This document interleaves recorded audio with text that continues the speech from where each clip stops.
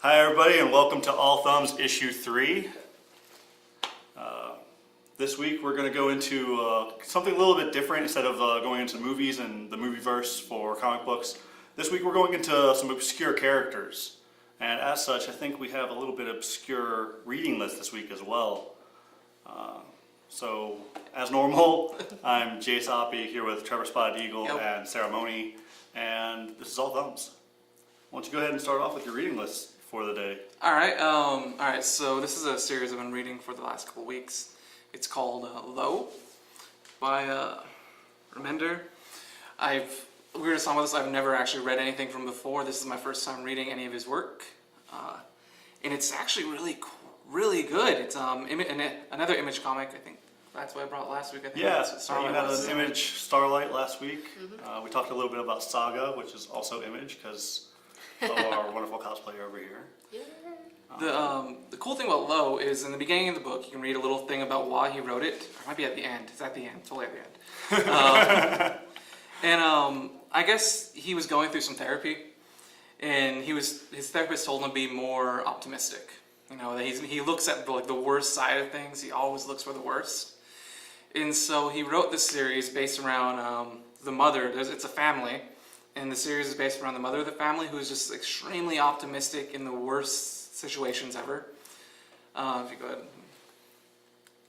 So I guess what the premise of the story is that this is thousands of years into the future. The sun's expanded so far that now it's unsafe to live on the surface of the earth. So in the past, what the world did was build several cities. I think there was 3 to 12 cities. I don't remember. When they built multiple cities underwater, and now it's down to the last city. Everyone else has died out, and they're just this last city. And her husband and her family are in charge of finding a new planet outside of Earth. And it's at the point where everyone's just kind of given up except for her. So you follow just these unfortunate events of this main character. I think right here you can see her husband in this suit, and things aren't going too great. No, what I really want to talk about real quick is this art style. I am in love with the colors, the use of colors, and the use of lighting and stuff in this book. Who is this artist? Tuccini? Is anybody... I'm not familiar. It's very storyboardish. Yeah. I like it. It's ethereal, very Firefly sounding. So my interest is piqued. Yeah. It stays that way. I mean, I think there's 4 issues out right now, 4 to 5 issues, and they never switch off. Like, have you ever read a series where Ultimate Spider-Man did this a lot? You'd read it for 12 issues, and then they'd switch artists, and it's just gonna throw you off. Oh yeah. You're like, who is this character? Oh. Yeah, I'm hoping they stay with this because that's what drew me to it first. I didn't know anything about the comic, but I really liked the art, so I picked it up, and it's definitely something I'm picking up I think it's bi-weekly. I think it's every 2 weeks. Nice. That's good. For Image, that's good. Yeah. That's really good. I could be wrong about that. You get a bi-weekly Saga, that'd be great. Oh, I'd be addicted. Too much. Yeah. Because we're not already addicted to Saga. We No, need not at all. more of a reason. Let me tuck my wings. Alright, so again, going with the more obscure characters, I went with the more obscure comic. A lot of people know Jhonen Vasquez from Invader Zim, probably is his most common general knowledge work. And then from that, people go into Johnny the Homicidal Maniac. I knew about Johnny before Invader Zim. Really? Oh, wow. Mm-hmm. Very few people did, though. I feel like the majority of people I've met. The eyeball? Were at? Under the bed. Oh, of course, yeah. He likes to look at. I mean, I have my issues of Squee, so we're not talking about Johnny the Homicidal Maniac. We're talking about Squee this week because that's really, I think, one of his better works. In here, you can see Squee is laying in bed with his bear, and yes, he likes to draw tentacles and eyeballs. This is Jhonen Vasquez. It's just kind of Monsters on the bed with Johnny creeping in the window. Yeah, with Johnny in the window. And then this next slide is actually not from Squee at all. This slide is from Johnny the Homicidal Maniac, and it's where Squee first appears, is in Johnny the Homicidal Maniac. And he shows up at Johnny's house, and you can kind of see that Johnny goes a little batshit insane on him. You mean every day? Yeah. Tuesday night, actual cannibal? Yeah. Johnny? Yeah. So I picked this up actually from, it's on the back of one of these, Pop Culture Paradise in the Valley.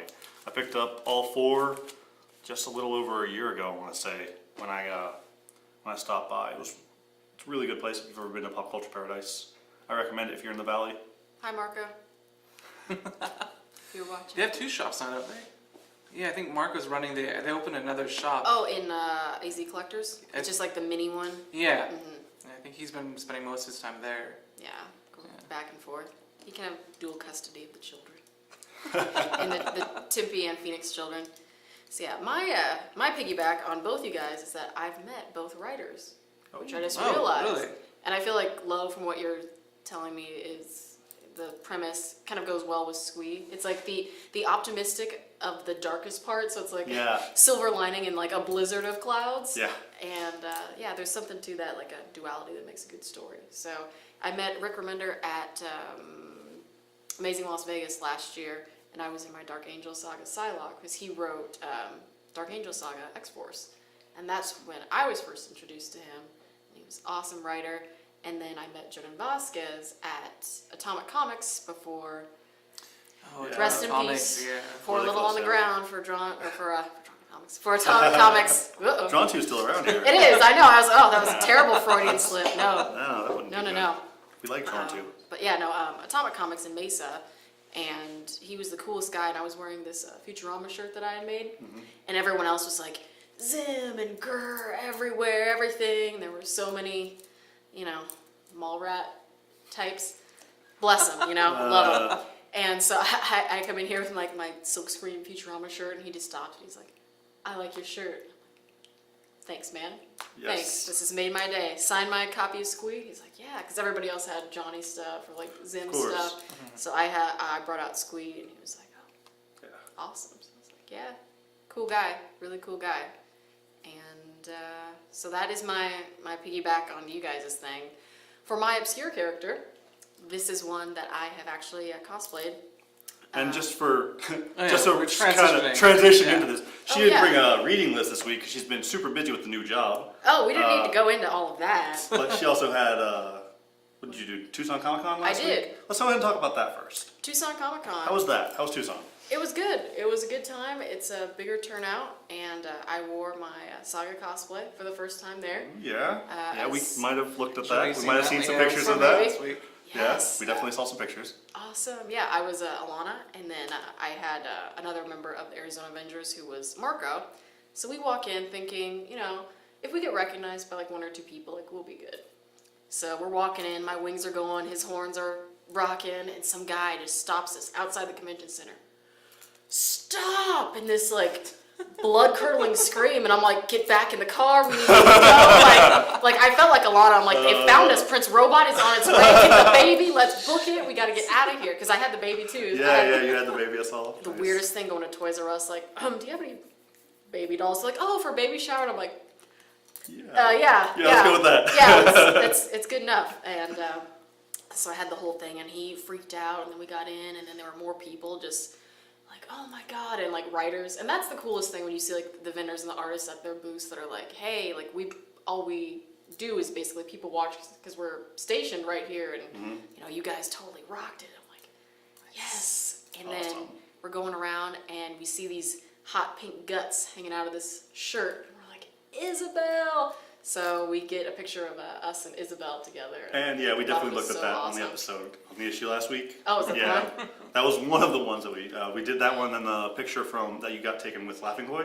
Yes. We looked at that and a couple of other ones that you had shared Yeah. on your Facebook page because Awesome. you didn't send us a video. I didn't. I had no time to, and then I had a dead phone.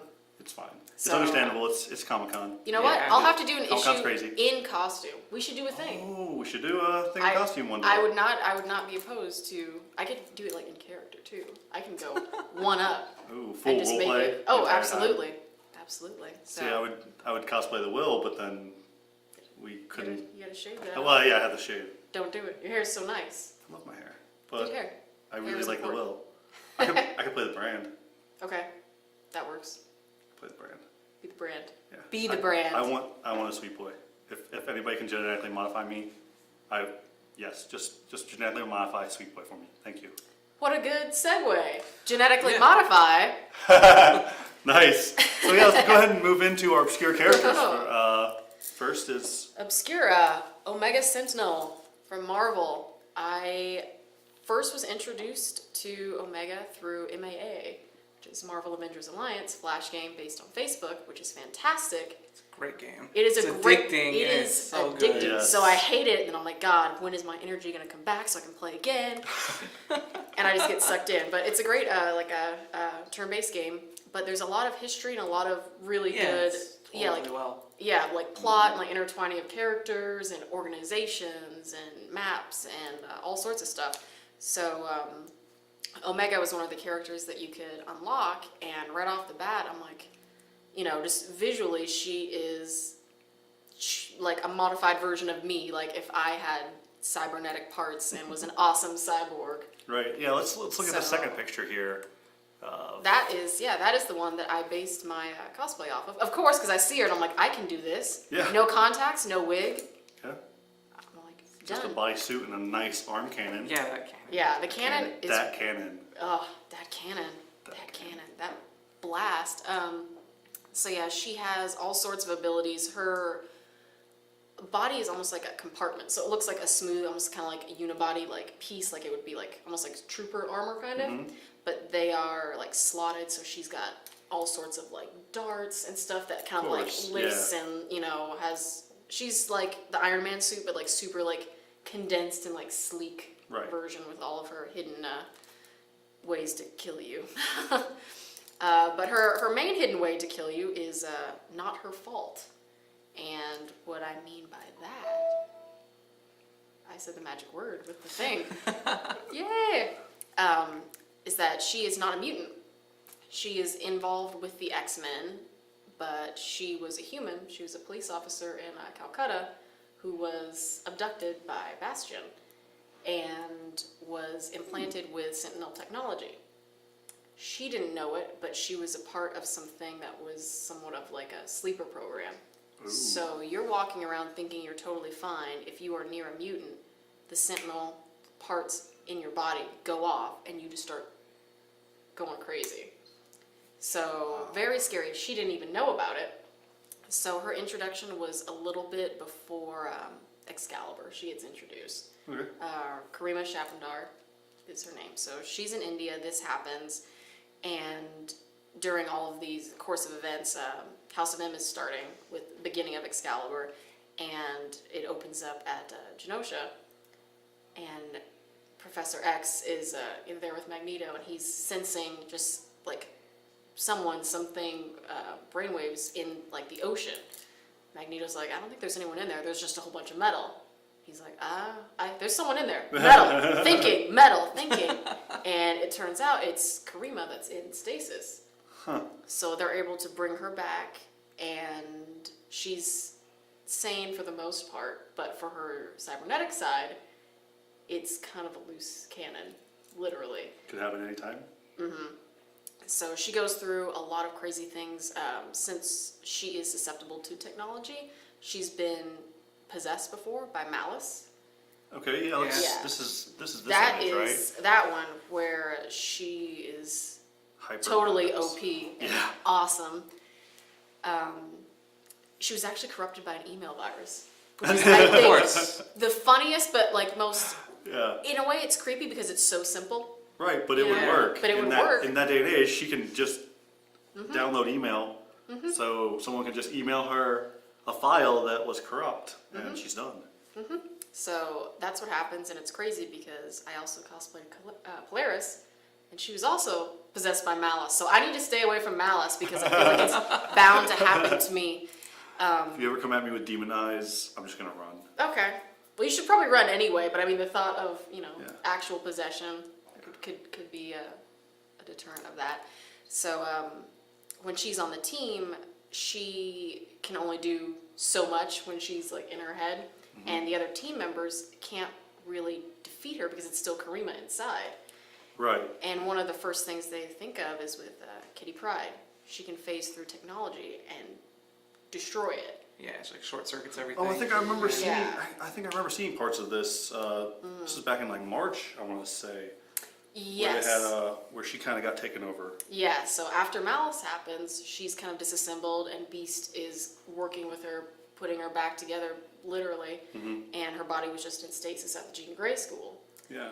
Until Archaea finds her and possesses her, but Archaea is bacterial. Yeah, this is and Johnny Sublime, right? Johnny Sublime's sister. Yeah, his sister. So that happens, and then she's no longer Omega Sentinel / Karima, she is Archaea Prime.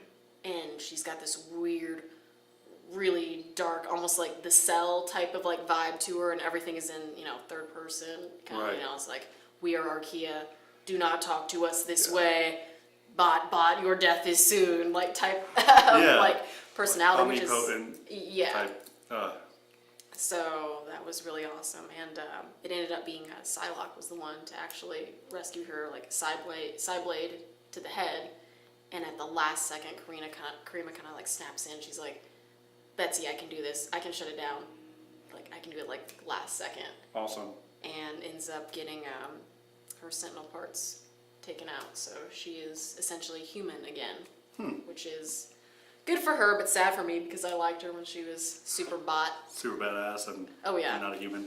Yeah, and it's crazy because there was a panel in X-Men, I say like 5th or 6th issue. So after Archaea's out, she's just Karima again. I think it was, who was it? Who were they fighting? They were fighting someone, but they were just like sending a whole bunch of Sentinels out of the ocean. And they were attacking like all over on the coast. And Karima senses it still for some weird reason, and she gets this nosebleed, but it looks black, and I thought it was like oil or something, and I'm like, is there still something there? So they kind of left it vague, like she's fine, and she's left the team, and she's gone back to India to be a police officer again. But I want her to still have some stuff going on in her, and she can come back and fight with the X-Men again. Yeah. And not kill them. And not fight against them. Not fight against them, but it makes for some... At this point, who on the X-Men hasn't fought the X-Men? That's true. And who hasn't, like... Who's a member of the X-Men who hasn't beat the crap out of the other X-Men? Fought or dated. Like, it's a small community. It's a very small. I love you or I kill you. It's two or of these both, options. it's not mutually exclusive. That's true. How very Wolverine of you. Exactly. See? There you go. All right, so who is this? Who are we talking about? So this is a fairly new character, just this last year, really. This is Anna Maria Macconi. She was introduced during Superior Spider-Man. And I picked her just because I feel like a lot of people, if you're not following Spider-Man the last year, or you might have never seen her, or if you picked it up when Amazing came back, she's there and you don't really know who she is. Yeah, her story is really, it's kind of sad.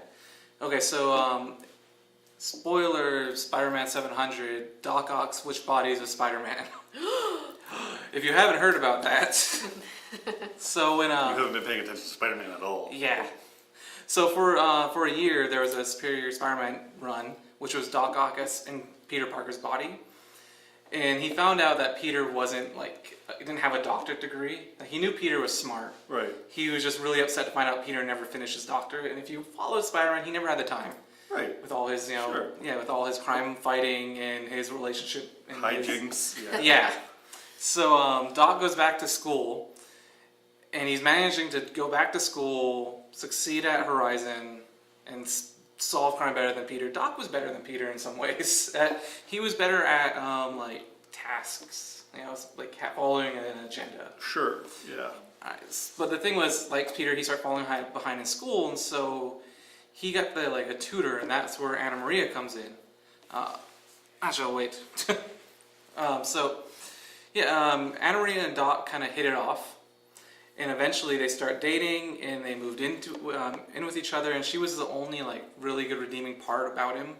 She was the side that made him more human. Human, yeah. He wasn't just this evil. He wasn't never evil. He was just he was an anti-villain. She was his the closest thing to a Peter Parker for him. Right. Yeah, right. She was his Mary Jane, his Gwen Stacy. Wrapped up into a little bitty package. Yeah, that's actually, they never really say it, but you see it in the art, it never gets brought up. But she is a little person, which was kind of cool, because we don't get many little people in comics. We get Puck.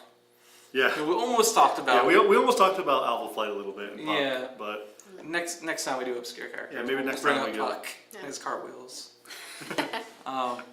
Okay, so when Peter got his body back, which we can right here, you kind of see a little bit of it.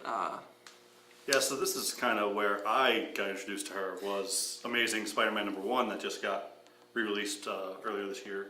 You know, when they came back out with the renumbered of Amazing. Yep. And go ahead, tell us what's going on. So this is what I think made her really, what I really liked about her, and I felt really like sympathized with her was, so now Peter has his body.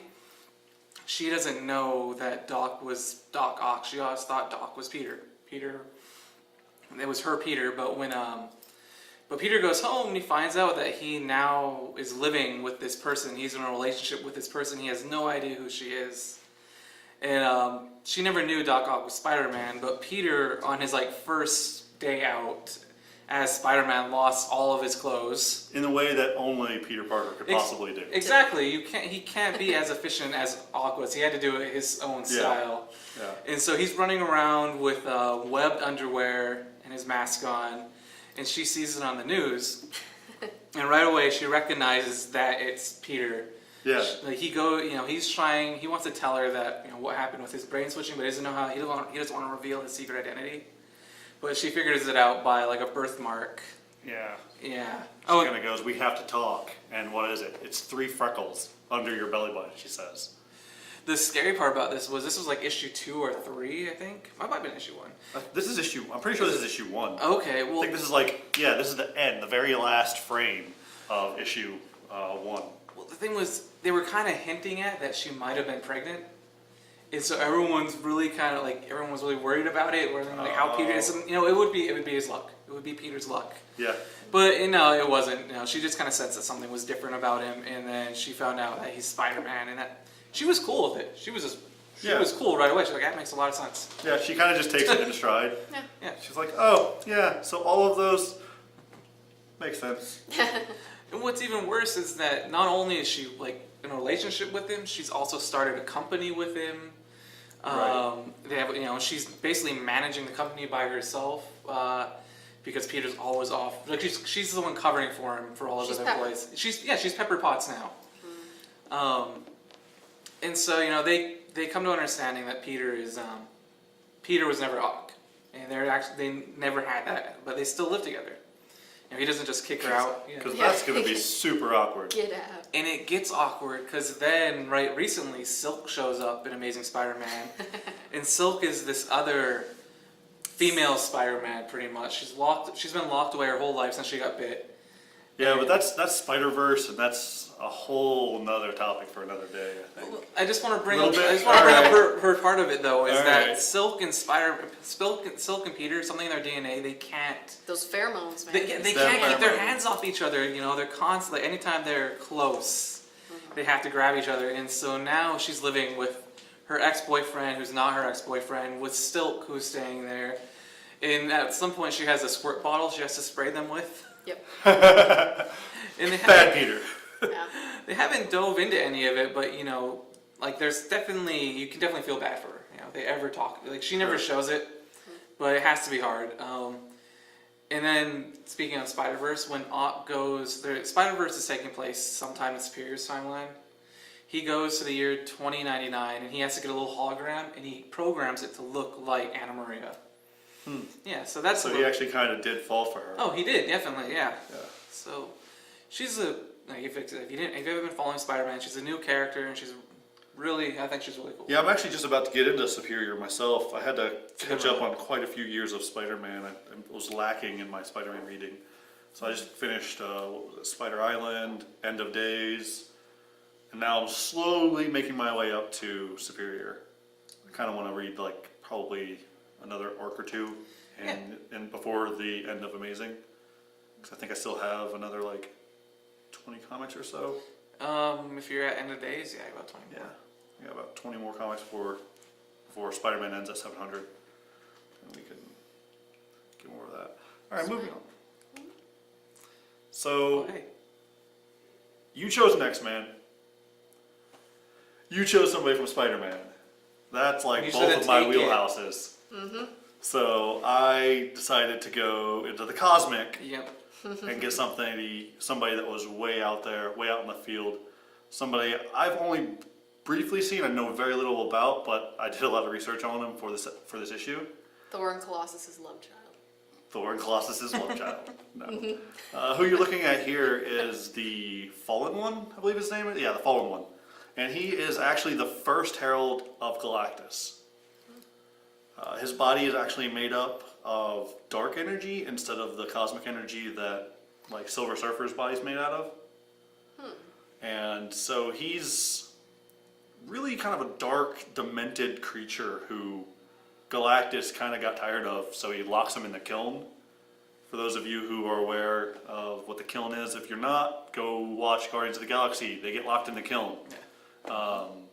I know they make it look like it's easy to break out of that place, but there's like a Supermax part that they didn't break out of, that this guy's being held in until I think the kiln gets destroyed while Star-Lord's fighting Thanos, I think?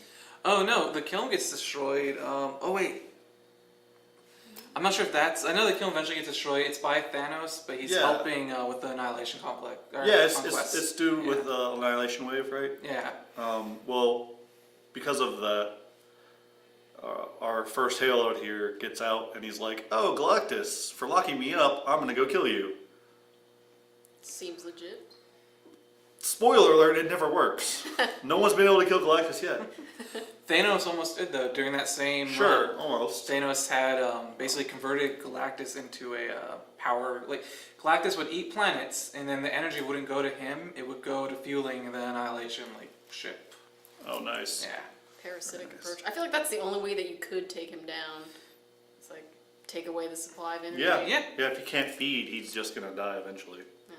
And they would give him a little bit just to keep going, so they can keep destroying planets on their way across the galaxy. Well, I heard that Galactus now is in the Ultimate Universe because of I need to catch up on that. because of the events of Age of Ultron. Oh. So, because of Age of Ultron, real quick spoilers for all of this. Just a spoiler over this entire episode. But, so, what happens in Age of Ultron is that, obviously, Wolverine fucks up everything. I don't know if I want to hear this. Well, all you need to know is that he fucks up the time stream enough Okay. that he pokes holes in the time stream, and Galactus falls through one of those holes and ends up in the Ultimate Universe. Okay. So then, you get the Ultimates fighting Galactus, and somewhere along the lines, he takes over their version of Galactus, because in the Ultimate Universe, Galactus is like a ship, like a world, world-destroying He looks ship, like a train. and it's Galactus, Weird. but it's spelled really weird, and it's like 3 words. Stupid. Which I'm wrong that he's not the train. There was another parallel Galactus during the end of the last, the early 2000s Guardians run. Okay. He was like a train, and he fought the other heralds in Galactus. Never mind. Why do people have to be trains? Why trains? Like Galactus, I feel like that hierarchy just doesn't even out. No. Okay, whatever. All right, in this other universe, 212, he's gonna be a Tonka truck. It's Galactus, I He's guess. gonna be a Bigfoot. Yeah, whatever. Not gonna work out. Nope. Yeah, so he ends up in the Ultimate Universe actually taking over, Okay. whatever ship version and applying it to himself somehow so that he can easier. Does he ride consume. on top of his other self? It must be. I haven't seen. I just read a little bit of it in passing. I imagine it's kind of like, not Transformers, I guess like Gurren Lagann if you watch anime. How they combine when he jumps on top of him. I couldn't get into that. I know it's so bad, but I got spoiled on that one. Okay. It was just I just heard about the anime that day, and someone's like, "Oh, you look like so and so. So too bad he dies."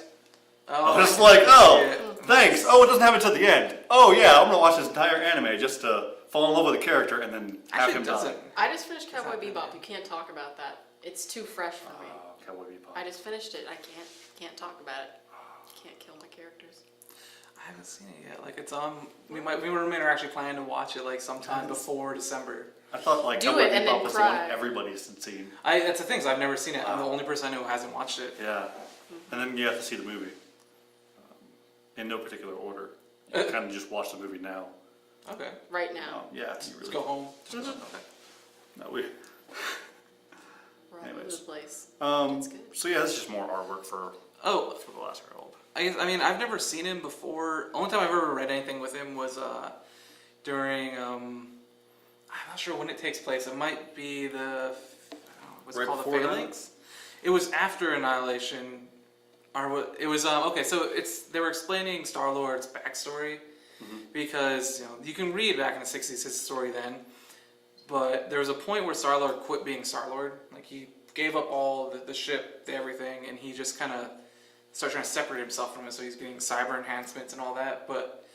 The Fallen One was the reason for that. Star-Lord took on the Fallen One when he knew the Fallen One was kind of out of his range, but he was Star-Lord. It's his job, and he was cocky and he wanted to go for it. And he's Star-Lord, so yeah, Yeah. naturally he did. Yep, and he lost their first fight, and then the Fallen One was trying to destroy planets before Galactus could eat them. He was doing his whole "I'm going to kill Galactus by destroying a food chain" thing. So Star-Lord had to kill, I think it was either a couple thousand or 100,000 civilians and convert their energy into something that could stop the Fallen One. They didn't kill him, just stopped him. And so Star-Lord considered himself a murderer. They killed thousands of people, even though he saved millions. But so that's why he quit being Star-Lord, was because of when the Fallen One was trying to stop Galactus. So he's a little pass. Isn't that always a moral gray area? Killing off thousands to save millions? Yep. It's always, the Batman way is to not kill anybody.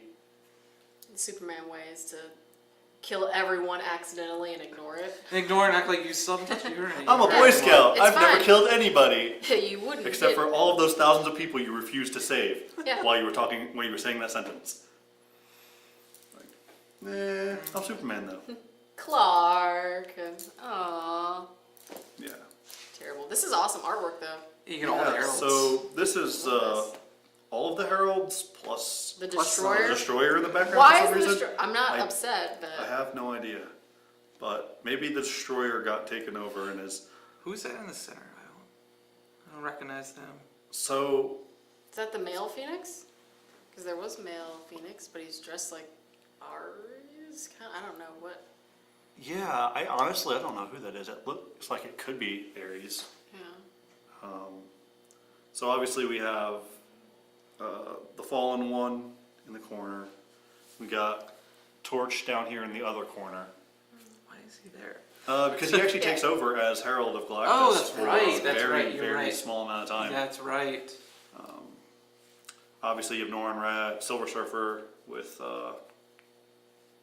who is that? Is that Proxima Midnight in the corner? With the hair? No, this is Fallen. Yeah. Yeah, that's the Fallen guy. He just has super long hair that you couldn't really tell in this picture. Oh, okay, now I can see. Because at first I was like, it looked totally different. And I'm like, Yeah, you can see it here too. It's like all the way down here. Is his oh, hair. okay. It just looked like. Wearing it down that day. Well, he's flying Energy. forward. Yeah, he's That's what I flying said. I thought it was forward. like Thor hair. He's got crazy locks. Yeah, he's got some crazy galactic hair. Star patterns. I want hair that has star patterns in it. Wouldn't that be cool? Absolutely. Just shimmers. And... You know what I'm surprised isn't in here is like Super Scroll. Yeah. I feel like he makes more sense than the Destroyer. I imagine the story had something to do with Galactus that none of us failed to read. Like, Yeah, incinerated, probably. yeah. I kind of get tired of Galactus though. They kind of just keep Not a huge shoving him. fan of him. Yeah, they keep shoving him down our throats, and I was like, that's nice. How about you actually explain to me how he got so freaking ginormous? Yes, I get that he was the last of his universe and Yeah. the first of ours, but nobody has taken the time to actually flesh out and make him a character. He's kind of one-dimensional. I will say, if you get the chance, read the Silver Surfer's new series. Dan Slott's writing. Dan Slott writes everything now. It's He just Spider-Man and Silver Surfer. Like, doesn't. I thought he had a third book. he probably does. I could have swore I just saw his name on a third book that I was going through my. They unlimited should app. give him more work. Like, honestly. 'Cause his I'm work- not saying yeah, that like, he's I know, bad. I'm saying. I'm not saying he's bad. I think he's good. I think what he's done, especially with like Spider-Verse and stuff or Spider Island and stuff as I'm catching up with where Spider-Man's at now. I think it's on point. All right. I think that's kind of it for that. Oh well, yeah. Now Let's go ahead and dive into our cosplay spotlight. Who do we got here today, Let's Sarah? do it. This is my friend Darren, who is another member of the AZA, Arizona Avengers, and talking a lot about Spidey things and symbiote Yeah. things. There you go, So it's perfect. This is his Agent Venom, which is my favorite. It is so awesome. I've never seen one in person until he made his, and I Yeah. feel like he just. I want to say I Nails saw it. this at Phoenix. Yeah. Did he wear this to Phoenix Comic Con? Yeah, I definitely saw this at Phoenix. Yeah, he has this Carnage, Ben Riley, and I feel like there's another one, but the Carnage and Agent Venom are my two favorites. Yeah, so this is his Agent Venom. It's superb. Let's go ahead and go through here. This is his cane, Yeah. his Scarlet Spider cane outfit, which is just, this is the best picture I could find of it, and it's amazing. I think it shows his craft here. He crafts these himself, all by himself. This is him, and I believe the caption said it was his son, because he didn't have his stingers done yet, so he dressed his son up as his stinger. Yeah. Perfect. Yeah, it's so cool to get everyone like and their family members and people involved because then it makes it a blast. And kids that don't know who this is, they just know it's a spider something. So you're gonna be Spider-Man no Right, matter yeah. what, and then you're like, Yep. yes I am. Yep, I'm Spider-Man. That's all that matters. This is his super awesome Yeah. Carnage arm. Yeah. I could not get enough of this. And the texture's so cool. I feel like that's about how Carnage would feel like, because it's like that puff paint. I think some parts might even be like caulking or something. I'll have to Right. get his expertise on it, but it's Oh, we were just super on point. we were just shooting a little like horror short film, and they built this like black mucus stuff that looks like the symbiote. Like it's pretty disgusting. I'll have to show you it later. The more disgusting, the better. It is pretty disgusting. And then this is just his Ben Riley, right? Mm-hmm. Yeah. Yeah, so I want to showcase some of the guys out there. We're gonna alternate. We're gonna Ben do Riley was so ladies and 90s. gents, ladies and gents. Ladies and gents, back and So forth. kind of alternate. Show some because- equal love to everybody out there. Because that's what it should be. Yeah. It should be equal love. Because I, for one, love a man in uniform. So Even if that uniform is spandex. yeah, especially if it's spandex. Especially if it's spandex, my bad.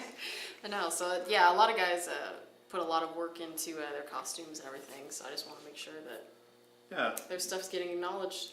That's kind of what this cosplay corner is about, really just promoting the community and showing that we all have our fandoms and we all like to showcase it in different ways. And for a lot of us, it's to make costumes and dress up for a lot of different events. To escape from reality. Mostly to escape from reality. Mostly, yeah. Mostly. And it's really a great conversation starter because for a lot of people, especially us nerds, we're not good with the socials, the soft skills, if you will. But when you're at a convention and you're dressed as a character, you're easy to approach. Hey, you're Agent Venom. I like Agent Venom. I'm going to talk to you. It's very simple, Yeah, it's kind of like how jobs will give you like the pre-screening before you can even like apply. It's like, okay, Right. to get in the gate. So it's like, okay, we're all here. We've all passed the screening, so we're all kind of on the same level. Now it's just like, oh, okay, my Trekkies, my Whovians, my Marvel kids, DC people. And you can kind of find your niche wherever you go. Yeah, absolutely. So it's But awesome. that doesn't mean it has to be exclusive. Never. Just because we're mostly Marvel here doesn't mean we don't shy. It doesn't mean we shy away from DC Or Image or Slave or Labor. Image. Yeah. More Squee. More Squee. That's the deal. All right, I think that's it for today. Yeah. Yeah. Thanks for watching. Check us out next week. I don't know what we're doing yet, so There's no telling. see you later.